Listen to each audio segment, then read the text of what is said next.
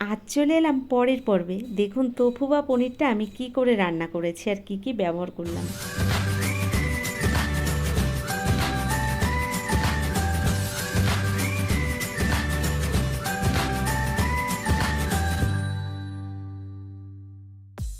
তো বন্ধুরা, আপনাদের আগের ভিডিওতে আমি বলেছিলাম এই তোফু বা পনির রান্নাটা করে আপনাদের দেখাবো।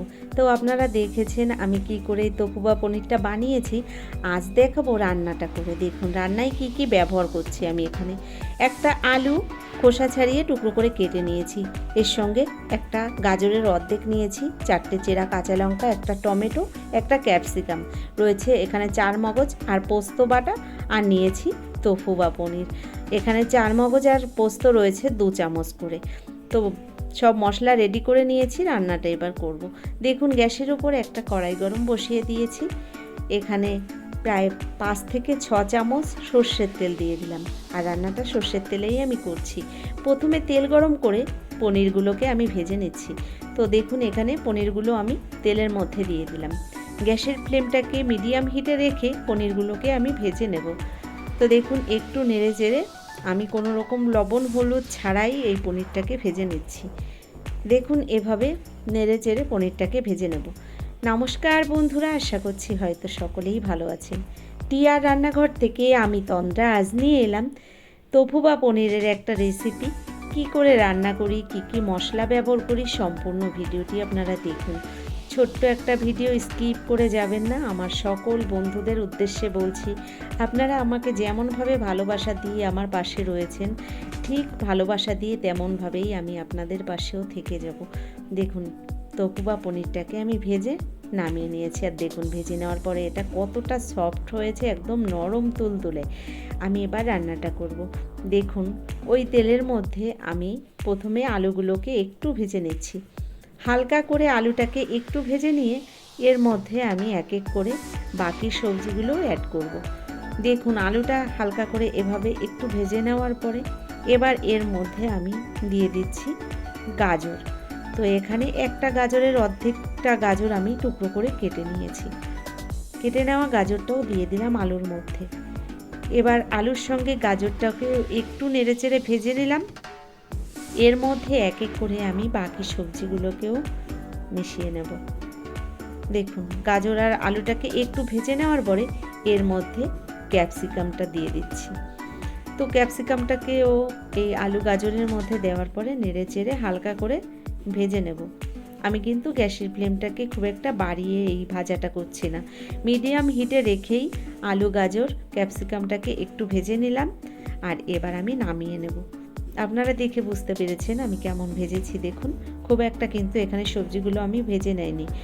দেখুন সবজিগুলো নামিয়ে নেওয়ার পরে আমি এর মধ্যে আরও 2 চামচ পরিমাণে তেল অ্যাড করলাম। তেলটা দেওয়ার পরে দিয়ে দিলাম জিরে ফোড়ন, তার সঙ্গে দেখুন দিয়ে দিচ্ছি কিছুটা জয়িত্রীর ফুল, আর দিয়ে দিলাম একটা জায়ফল, তার থেকে অর্ধেকটা টুকরো নিয়েছি আমি। দেখুন একটু গ্রেট করে তেলের মধ্যে জায়ফলটা গ্রেট করে গুঁড়ো করে দিলাম। জায়ফলের টুকরোটাকে একটু গ্রেট করে দেওয়ার পরে আমি গ্যাসের ফ্লেমটাকে কিন্তু মিডিয়াম হিটেই রেখেছি। গ্যাসের ফ্লেমটাকে একদমই বাড়িয়ে দেওয়া যাবে না, তাহলে এই ফোড়নটা কিন্তু পুড়ে যাবে। দেখুন একটু ফোড়নটাকে ভেজে নিয়ে এর মধ্যে দিয়ে দিলাম একটা কুচিয়ে রাখা টমেটো। টমেটোটা দেওয়ার পরে ভালো করে একটু নেড়ে চেড়ে টমেটোটাকে একটু ভেজে নিচ্ছি। দেখুন প্রথম এবার দেখুন টমেটোটা একটু ভেজে নিয়ে এর মধ্যে আমি একটা তেজপাতা 2 টুকরো করে দিয়ে দিলাম। এটা কিন্তু আমি তেলের উপরেও প্রথম দিতে পারতাম, তবে পরে দিলে তেজপাতাটা সুন্দর একটা মিষ্টি সেন্ট মানে বের হয়, ভালো লাগে তাতে। তো তেজপাতাটা এই একই সঙ্গে আমি কিছুক্ষণ নেড়েচেড়ে ভেজে নিয়ে তার মধ্যে দিয়ে দিলাম 1/2 চামচ পরিমাণে বেটে রাখা আদা, দিয়ে দিলাম স্বাদ মতো লবণ হলুদ। আর লবণ হলুদটা দেওয়ার পরে এবার কিছুক্ষণ টাইম ধরে আমি এই টমেটোটাকে একটু ভেজে নেব, তাহলে সুন্দর নরম হয়ে যাবে টমেটোগুলো। তো অল্প পরিমাণে একটু জলও দিয়ে দিলাম যাতে টমেটোটা তাড়াতাড়ি সিদ্ধ হয়ে যায়। দেখুন এভাবে কিছুক্ষণ আমি টমেটোটাকেও কষিয়ে নিয়েছি। এবার দিয়ে দিলাম এর মধ্যে 1/2 চামচ জিরের গুঁড়ো, 1/2 চামচ ধনিয়া গুঁড়ো, দিয়ে দিলাম 1/2 চামচ লঙ্কা গুঁড়ো। জিরে ধনে লঙ্কাটাকে একটু ভালো করে জলের সঙ্গে মিশিয়ে নিলাম। অল্প করে একটু জল দিয়ে মশলাটাকে বেশ ভালো করে আমি কষিয়ে নেব। তবে গ্যাসের ফ্লেমটাকে একদম লো হিটে রেখে কিছুক্ষণ টাইম ধরে আমি মশলাটাকে এভাবেই কষিয়ে নেব। মশলাটাকে কিছুক্ষণ কষিয়ে নেওয়ার পরে এবার দেখুন এর মধ্যে দিয়ে দিলাম বেটে রাখা চারমগজ আর পোস্ত, আর তার সঙ্গে অল্প পরিমাণে একটু জলও দিয়ে দিলাম। আরও কিছুক্ষণ টাইম ধরে এবার মশলাটাকে আমি কষিয়ে নেব। তো এভাবে বেশ কিছুক্ষণ টাইম ধরে আমি মশলাটাকে হালকা আঁচে কষিয়ে নিয়েছি। দেখুন মশলা থেকে আস্তে আস্তে তেল ছাড়তে শুরু করেছে।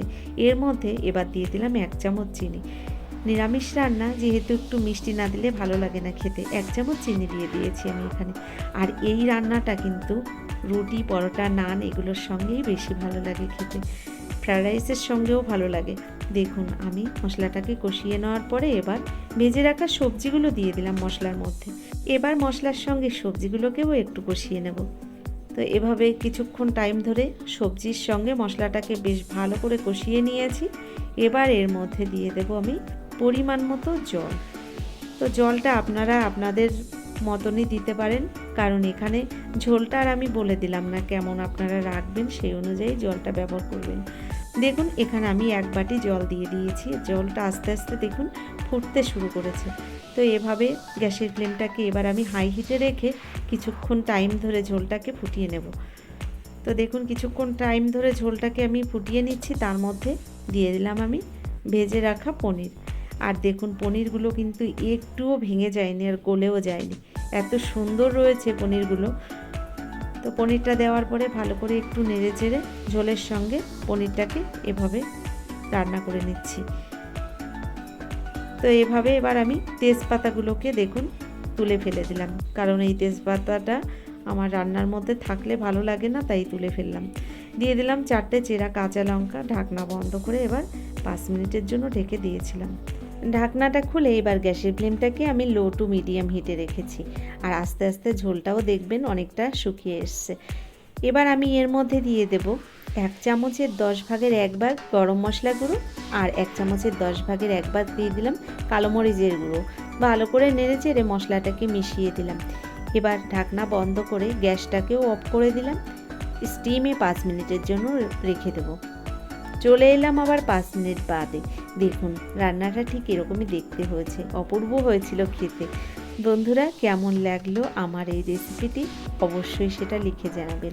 যদি আমার এই ভিডিওটি ভালো লেগে থাকে তাহলে যারা এখনও আমার চ্যানেলটিকে সাবস্ক্রাইব করেননি অবশ্যই আমার চ্যানেলটিকে সাবস্ক্রাইব করে আমার ভিডিওর পাশে থাকা বেল আইকনটি ক্লিক করে নোটিফিকেশানটা অল করে দিতে পারেন। এছাড়া যারা ভিডিওটি ফেসবুক থেকে দেখছেন অবশ্যই আমার পেজটাকে ফলো করবেন। ধন্যবাদ ভিডিওটা দেখার জন্য।